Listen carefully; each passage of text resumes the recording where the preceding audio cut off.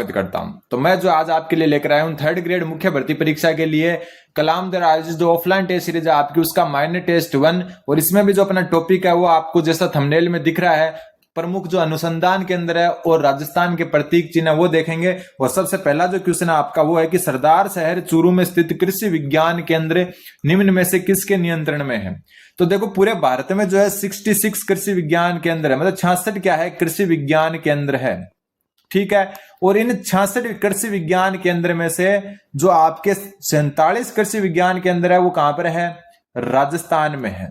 और इन राजस्थान में जो कृषि विज्ञान केंद्र है उनमें से कई जो सारे हैं वो प्राइवेट जो एनजीओ है उनके नियंत्रण में है, जिसमें से ग्रामोत्थान जो विद्यापीठ है ये किसके जो है कहां पर है, ये जो है सांगरिया में है, ठीक है। संगरिया जो है आपका ये हनुमानगढ़ में है। तो संगरिया या सांगरिया जो हनुमानगढ़ है उसमें जो आपका कृषि विज्ञान केंद्र है वो ग्रामोत्थान विद्यापीठ के नियंत्रण में है। और सरदार शहर चूरू में जो आपका कृषि विज्ञान केंद्र है वो गांधी विद्या मंदिर के अधीन है। किसके अधीन है, गांधी विद्या मंदिर के अधीन है। फिर जो आता है आपका विद्या भवन सोसाइटी, इनके अंतर्गत जो आपका कृषि विज्ञान केंद्र है वो है बड़गांव उदयपुर में। कहां पर है, बड़गांव उदयपुर। और वनस्थली विद्यापीठ के अंतर्गत जो है आपका ये जो टोंक के अंदर है, ठीक है। वनस्थली विद्यापीठ में जो है टोंक के अंदर जो आपका कृषि विज्ञान केंद्र है वो किसके अंतर्गत है, वनस्थली विद्यापीठ के अंतर्गत। तो सरदार से चूरू के अंतर्गत कौन सा आपका, गांधी विद्या मंदिर, ठीक। इतने आपको जो है ध्यान में रखने हैं। फिर आता है अगला क्वेश्चन। अगला क्वेश्चन है आपका कि राज्य में निम्न में से किस स्थान पर पशुधन अनुसंधान स्टेशन नहीं है। यह भी एक अच्छा क्वेश्चन है। राज्य में कुल आपके 9 क्या है, पशुधन अनुसंधान स्टेशन है। नाम ध्यान में रख लेना, पशुधन अनुसंधान स्टेशन राज्य में कितने हैं आपके, 9 है। नाम हम आपको बता देता हूं, एक नौहर में है, नौहर कहां पर है, हनुमानगढ़ में, ठीक है। दूसरा बिछवाल, बिछवाल कहां पर है आपका, मैं लिख देता हूं, ये हनुमानगढ़ में है, ठीक है। बिछवाल जो है आपका ये बीकानेर में है। और एक प्रॉपर बीकानेर में, हालांकि बिछवाल भी जो है एकदम बीकानेर के पास ही जो है एक जगह का नाम है, ठीक है। फिर जो चौथा आपका है वो है कोडमदेसर। और कोडमदेसर जो है वो भी कहां पर है, बीकानेर में। कोडमदेसर भी कहां पर है, बीकानेर में है, ठीक है। फिर जो पांचवा है वो आपको ध्यान में रखना, चांदन। और चांदन आपको पता ही कहां पर है, जैसलमेर में है। कहां पर है, जैसलमेर में है। छठा जो आपका हुआ है वल्लभनगर, वल्लभनगर, वल्लभनगर कहां पर है, यह है उदयपुर में। कहां पर है, उदयपुर में। सातवां जो आपका है वो है बोगुंदा। कहां पर है, बोगुंदा। और सॉरी बोगुंदा नहीं, बोजुंदा होगा शायद, बोगुंदा नहीं, बोगुंदा जैसा बोजुंदा, ये क्या है, बोजुंदा। और बोजुंदा जो आपका ये चित्तौड़गढ़ में है। कहां पर है, चित्तौड़गढ़ में, ठीक है। फिर 8वां यहां लिख देता हूं, 8वां जो आपका है वो है डग। डीग तो भरतपुर में और डग कहां पर है, झालावाड़ में। और 9वां जो है आपका, देखो हार्ड लेवल का अगर पेपर आता है तो ये पूछ सकते हैं। तो 9वां जो आपका है वो है सर मथुरा। और सर मथुरा के पास वाला जिला कौन सा, धौलपुर। तो ये आपको सारे के सारे 9 याद रखना है। अब जो है पशुधन अनुसंधान स्टेशन चांदन, ये रहा चांदन, देखो 5 नंबर पर। तो ये तो है भोजुंदा चित्तौड़गढ़, तो भोजुंदा, ये भोजुंदा या भोजुंदा एक ही बात है। तो ये रहा, ठीक है, ये भी है, ये भी है। फिर केसवाना जालोर, कहीं पर भी नाम नहीं दिख रहा।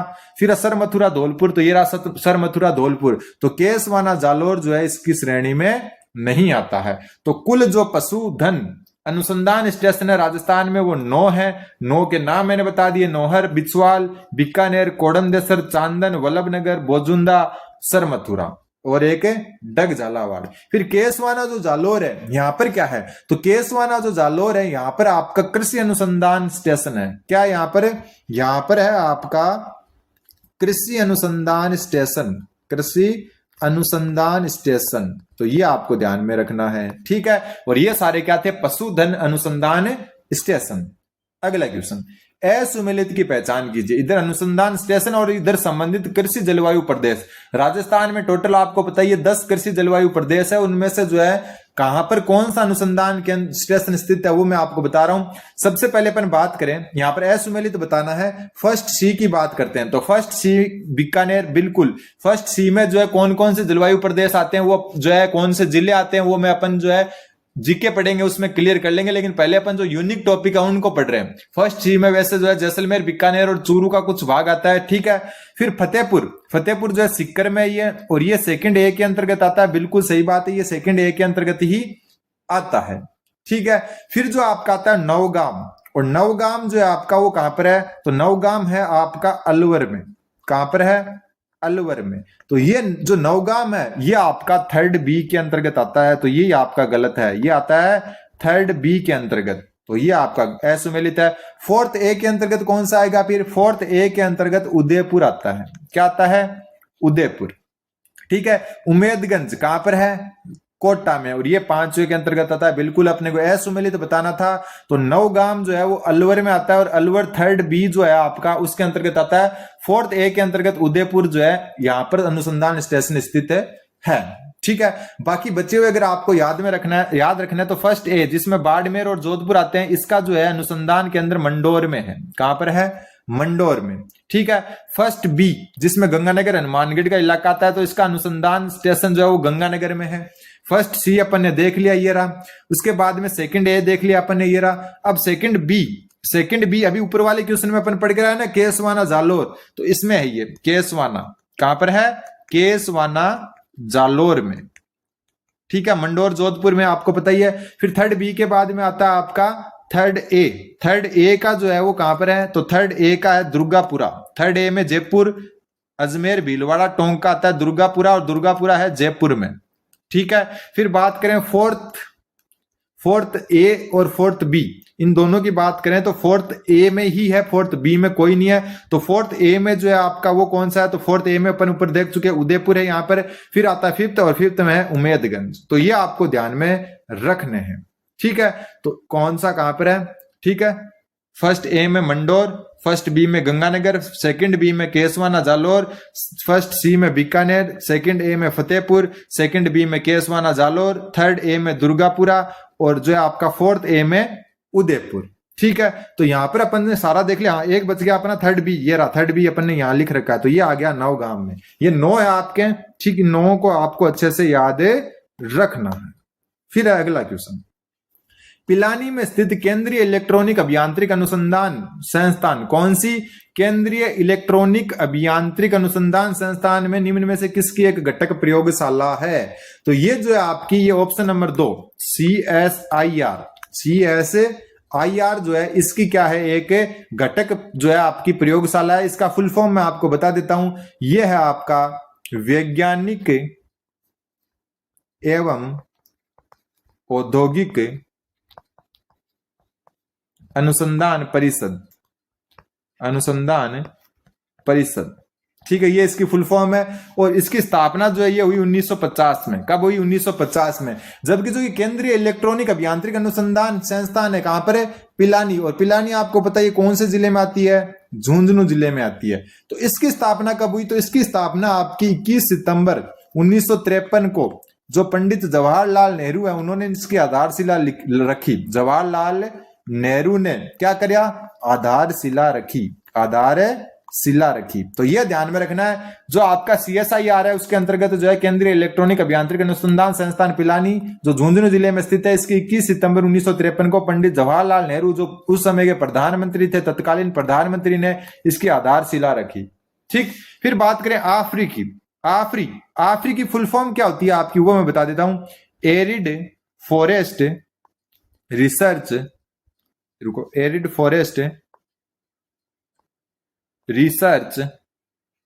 इंस्टीट्यूट,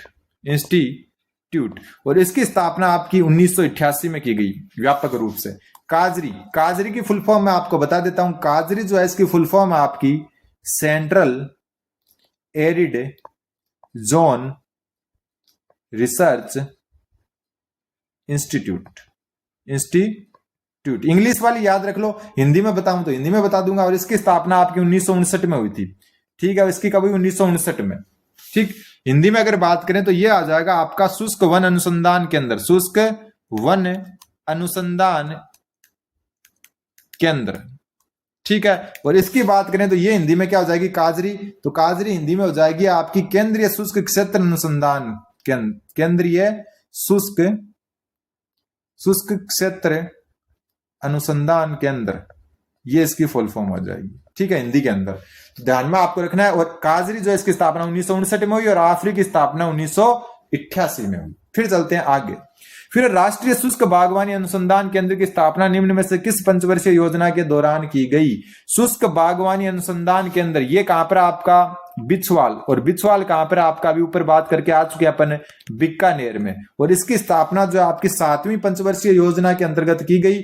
और 7वीं पंचवर्षीय योजना के अंतर्गत कब इसकी जो है स्थापना की गई? तो ये की जो है सॉरी पहले इसका नाम राष्ट्रीय शुष्क बागवानी अनुसंधान केंद्र था, अब इसका नाम है केंद्रीय शुष्क बागवानी अनुसंधान संस्था या शुष्क बागवानी संस्था। अब इसका यह नाम कर दिया संस्था। ठीक है, पहले क्या था? राष्ट्रीय शुष्क बागवानी अनुसंधान केंद्र, अब क्या है? केंद्रीय शुष्क बागवानी संस्थान, और है ये अभी भी बीकानेर में। और ये जो नाम इसका जो है 27 सितंबर 2020 से पड़ा था, सॉरी 2000 से। ठीक है, 27 सितंबर 2020 से इसका नाम केंद्रीय शुष्क बागवानी संस्थान कर दिया। पहले क्या था? राष्ट्रीय शुष्क बागवानी अनुसंधान केंद्र, जो 7वीं पंचवर्षीय योजना के अंतर्गत बना था। फिर चलते हैं और आगे।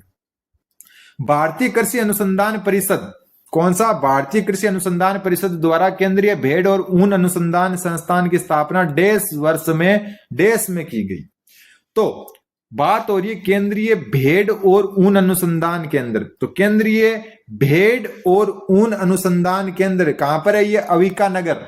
और अविका नगर कहां पर है? टोंक में। और टोंक का भी जो एरिया आता है, ब्लॉक आता है, वो है मालपुरा। तो उत्तर हो जाएगा इसका ऑप्शन नंबर 2। क्या हो जाएगा? Option number 2। 1962 में मालपुरा में क्या किया गया? केंद्रीय भेड़ और ऊन अनुसंधान केंद्र की स्थापना की गई। तो यह आपको ध्यान में रखना है।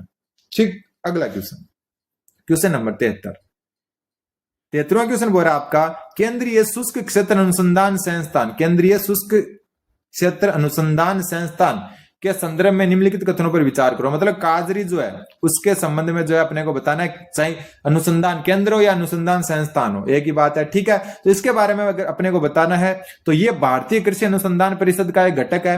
तो क्या ये भारतीय कृषि अनुसंधान परिषद का एक घटक है? तो ये बात बिल्कुल सही बात है, भारतीय कृषि अनुसंधान परिषद का ये एक घटक है। कौन? काजरी। मैं बता चुका कब हुआ इसकी स्थापना। इसकी स्थापना आपकी 1959 में हुई थी। ठीक है, 1954 में मरुस्थलीय वनारोपण अनुसंधान केंद्र के रूप में इसकी स्थापना की गई। तो यह बात क्या है आपकी? बिल्कुल गलत है। ठीक है, मरुस्थलीय वन रोपण अनुसंधान केंद्र के रूप में इसकी स्थापना 1952 में हुई। फिर इसको बदलकर 1959 में क्या कर दिया? काजरी यानी कि केंद्रीय शुष्क क्षेत्र अनुसंधान संस्थान नाम कर दिया इसका। तो वापस देख लो, यह आपका क्या है? गलत है, यह सही है। देखो, भारतीय कृषि अनुसंधान परिषद का एक घटक है बिल्कुल।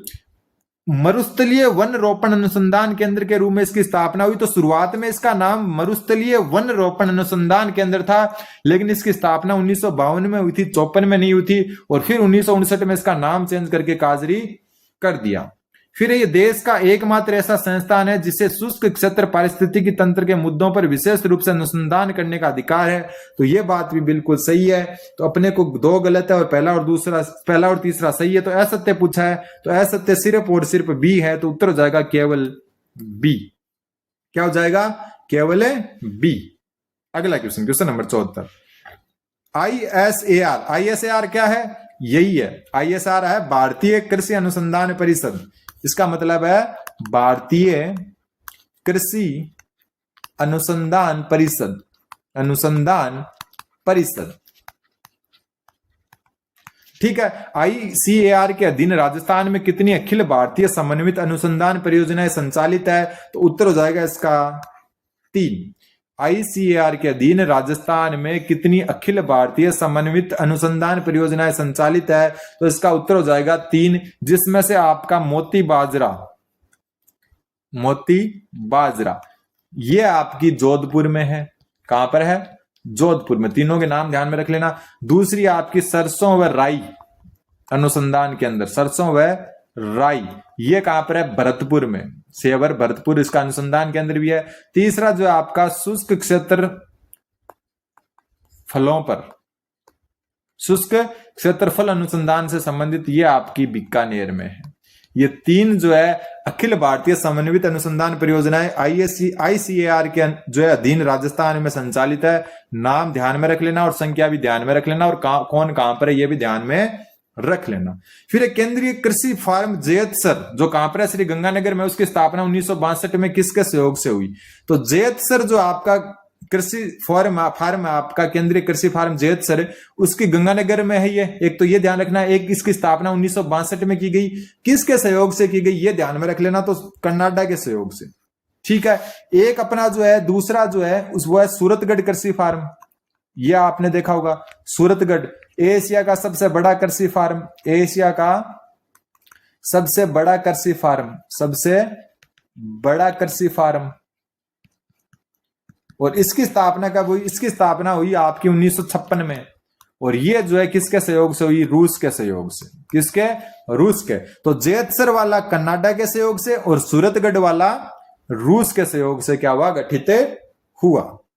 अगला क्वेश्चन नंबर 76 चौपासनी जो जोधपुर में, निम्न में से कौन सा अनुसंधान संस्थान है चौपासनी में? तो चौपासनी में जो अनुसंधान संस्थान है वो है राजस्थानी शोध संस्थान। कौन सा? राजस्थानी शोध संस्थान, और इसकी स्थापना 1955 में हुई। सामाजिक कार्य शोध केंद्र ये कहां पर है? तो ये तिलोनिया अजमेर में है। कहां पर है? तिलोनिया अजमेर में। ठीक है। रूपायन शोध संस्थान बोरुंदा जोधपुर में। नाम ध्यान में रख लेना, रूपायन शोध संस्थान। और ये कोमल कोठारी और विजयदान देथा, कोमल कोठारी और विजयदान देथा ने स्थापित किया था। देथा ये ध्यान में रखना है। रूपायन संस्थान जो है अपनी जो कलाओं से संबंधित और जो है पुस्तकों से संबंधित है ये। और फिर हस्तशिल्प डिजाइन विकास एवं शोध केंद्र, और ये आपका पता है ये जयपुर में। हस्तशिल्प से रिलेटेड जयपुर और जोधपुर दो ही जगह है, तो ये आपका कहां पर है? जयपुर में। और इसका उत्तर हो जाएगा राजस्थानी शोध संस्थान। अगला क्वेश्चन, केंद्रीय पशुधन प्रजनन फार्म सूरतगढ़ निम्न में से किस नस्ल के लिए प्रसिद्ध है? तो बात सूरतगढ़ वाले जो केंद्रीय पशुधन प्रजनन फार्म की हो रही है, और ये आपका थार पारकर। किसके लिए? थार पारकर जो है आपकी गोवंश है, उसके लिए क्या है? प्रसिद्ध है। अगला क्वेश्चन नंबर 78 यांत्रिक कृषि फार्म कोटा की स्थापना कब हुई? तो यांत्रिक कृषि फार्म कोटा की स्थापना 1978 में, और तारीख थी आपकी 6 जून। तो 6 जून 1978 में जो है यांत्रिक कृषि फार्म कोटा की स्थापना हुई। अब आपको ये स्थापना याद है या नहीं ये ध्यान में रख लेना। यांत्रिक कृषि फार्म कहां पर है? कोटा में। फिर सूची 1 को सूची 2 से सुमेलित करो। सबसे पहले है शुष्क वन अनुसंधान केंद्र, वही है जो है कौन सा? जो एक तो काजरी, एक आफरी। ये क्या है? आफरी। ठीक है, एरिड फॉरेस्ट रिसर्च इंस्टीट्यूट। और ये आपका जो है कहां पर? आपको पता है ये जोधपुर में है। कहां पर है? जोधपुर में। तो इसके आगे लिख देता हूं मैं जोधपुर।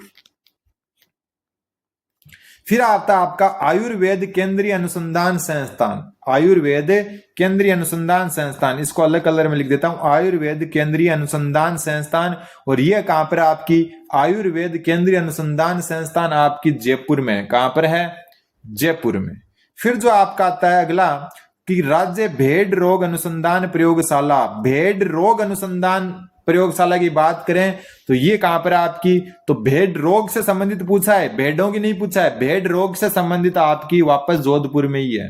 जोधपुर 2 बार सुमेलित हो रहा है, नया पैटर्न है क्वेश्चन का। फिर आपका आता है सिरेमिक विद्युत अनुसंधान एवं विकास परिषद। सिरेमिक विद्युत अनुसंधान एवं विकास परिषद, और ये कहां पर है? ये आपका है ऑप्शन नंबर 1 बीकानेर में। कहां पर है? बीकानेर में। ये नया पैटर्न है, इसमें टोंक खाली रह गया आपका। ठीक है, तो यहां पर आपको जो है कौन सा उत्तर सही हो जाएगा? तो सही उत्तर हो जाएगा पहले का दूसरा है। ठीक है, दूसरे का कौन सा? दूसरे का जो है तीसरा है, और तीसरे का वापस दूसरा है, और चौथे का पहला है। तो 2 3 2 1 2 3 2 1 ऑप्शन 1 उत्तर हो जाएगा। ठीक है, बात टोंक की करें तो टोंक में आपका एक तो क्या है?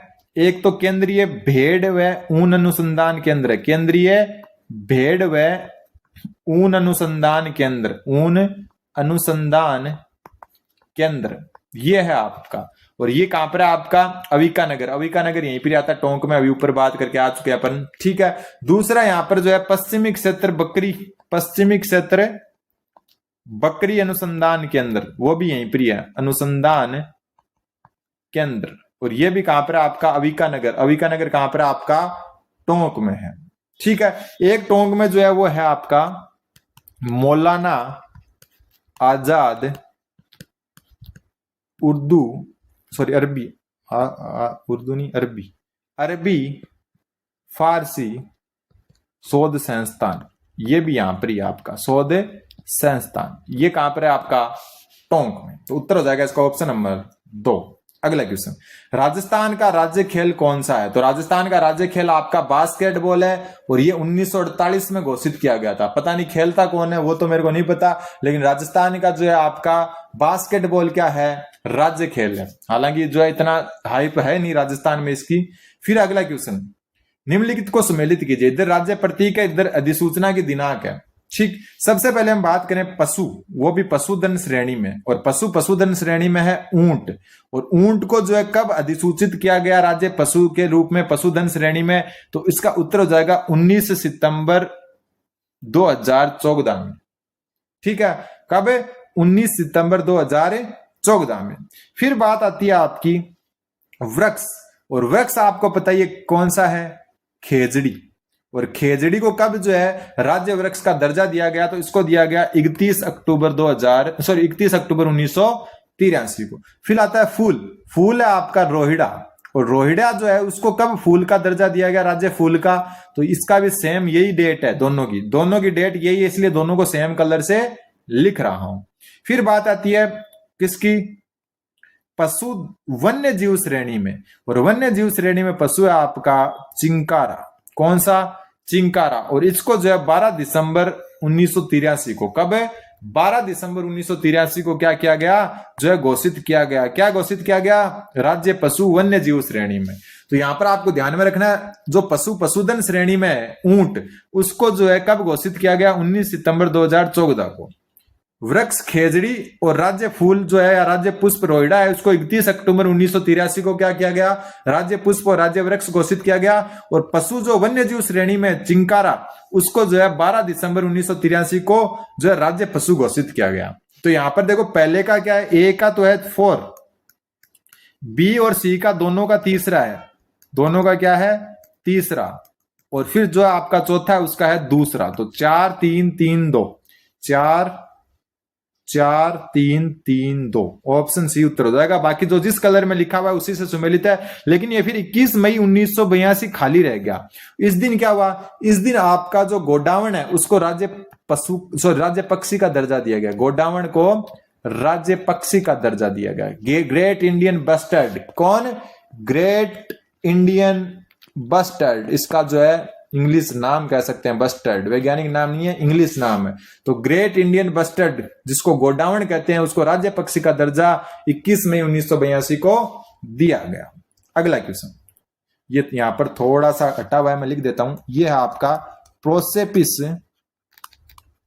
सिनेरेरियो, अलग से लिख देता हूं, ठीक है, कटा हुआ है थोड़ा सा। इन्होंने लिखा रखा है आपका, एक मिनट, इन्होंने लिख रखा है प्रोसेपिस सिनेरेरियो क्या है, ये लिख रखा है इन्होंने कि प्रोसेपिस सिनेरेरियो क्या है। तो प्रोसेपिस सिनेरेरियो जो है आपका, ये जो अपना राज्य वृक्ष है खेजड़ी, उसका क्या है? वैज्ञानिक नाम है। क्या है? वैज्ञानिक नाम है किसका? खेजड़ी का। और खेजड़ी क्या आपका वृक्ष है, तो उत्तर हो जाएगा ऑप्शन नंबर 2। अब थोड़े से और जान लेते हैं। एक आपका है ओर्डियोटिस नाइग्री सेप्स, और इसी को दूसरा नाम कह सकते हैं अपन, कौन सा? कोरियडस नाइग्रीसिप्स। ये किसका जो है? नाइग्रीसेप्स।